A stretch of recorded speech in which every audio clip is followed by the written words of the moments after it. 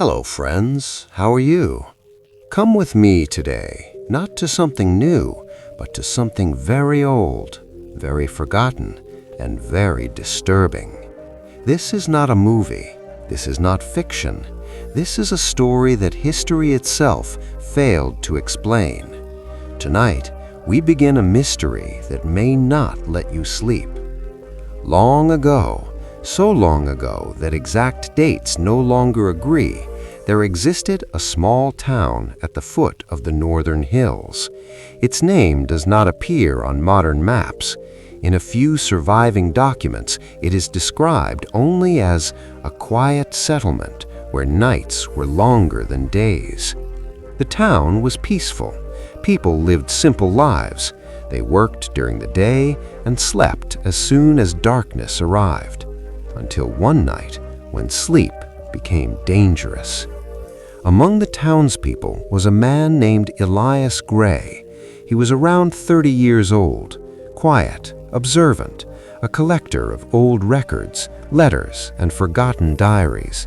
Elias believed that the past never truly dies, it only waits to be remembered.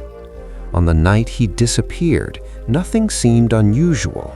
He extinguished the oil lamp in his room, lay down on his bed, and closed his eyes, just like every other night. But that night was the last time anyone ever saw him. The next morning, his door was found open. His bed was untouched. His coat still hung by the wall. A half-eaten piece of bread rested on the table. There were no signs of struggle, no blood, no noise had been heard. It was as if Elias Gray had been erased. At first, the town was not alarmed. People assumed he had traveled. But days passed, weeks passed, and Elias never returned. Then, another disappearance, an elderly woman named Margaret Hill. She never left town. She barely left her house. One morning, her tea was found cold, her shawl still on the chair. Margaret was gone. Fear began to grow. Doors were locked at night. Windows were sealed with wood. Children were forbidden to wander alone. Still, the disappearances continued. Not one, not two, 17 people vanished. No bodies, no clues, no witnesses. The most disturbing part? They had nothing in common. Young and old, men and women, poor and wealthy. It was not a crime. It was not a pattern. It was something else. Investigators arrived. Clergymen prayed. Scholars searched old texts. Everyone asked the same questions. When was the last time you saw them? Did you hear anything at night? Did you notice anything strange? Every answer was the same. No. Until one evening, something was found. Hidden beneath a pile of books in Elias Gray's room was a yellowed piece of paper, written in trembling handwriting. Those who hear the call at night will not remain by morning. The town froze. What call? Whose voice? No one knew. Days later, a child screamed in the middle of the night. "He's calling my name," the boy cried. The room was full of people. No one heard anything. The child kept repeating, "It knows my name." The next morning, the child was gone. From that night on, no one slept. Fires were kept burning. People stayed awake until dawn. But fear does not need darkness. It waits patiently. A night guard later claimed, "I saw nothing, but the darkness felt alive." The following morning, only his lantern was found. The light inside had gone out. Soon, the town began to empty. Families fled. Homes were abandoned. And eventually, the town itself disappeared from history.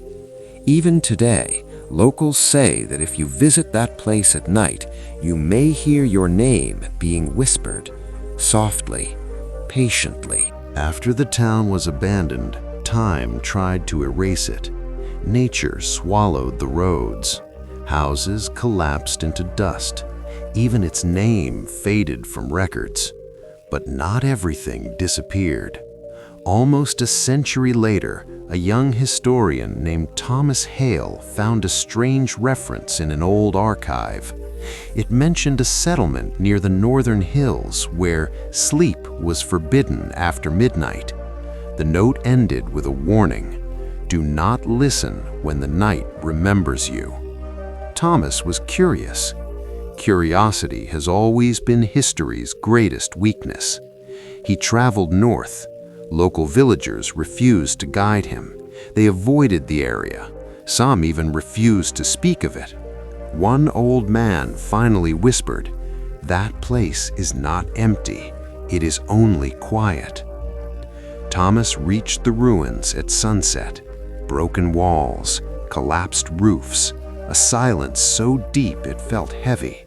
As night fell, he set up a small camp. He told himself the stories were exaggerations, that fear survives longer than truth. He was wrong. At exactly midnight, the air changed. Not colder, not darker, heavier. Then, a sound. Not loud, not clear. A whisper. "Thomas." His blood froze. No one was there. The whisper came again, closer this time. It did not echo. It did not travel. It felt as if it was already inside his head. Terrified, Thomas ran to the old town records he had brought. One name appeared again and again: Elias Gray, the man who vanished first. Thomas discovered that Elias was not just a collector of history. He was obsessed with one idea: that memories do not die when people do. They remain, waiting to be heard. According to Elias's notes, the town was built over something ancient, something older than the town itself, a place where long ago people believed the night could listen. Thomas continued reading. One final entry from Elias stopped him cold. The voices are not calling randomly, they are choosing. They take those who listen. Suddenly, Thomas understood. The people didn't disappear because they were taken. They disappeared because they answered. Outside, the whisper returned. "Thomas." This time, it sounded familiar. It sounded like his mother's voice. He covered his ears. The whisper didn't stop. It changed.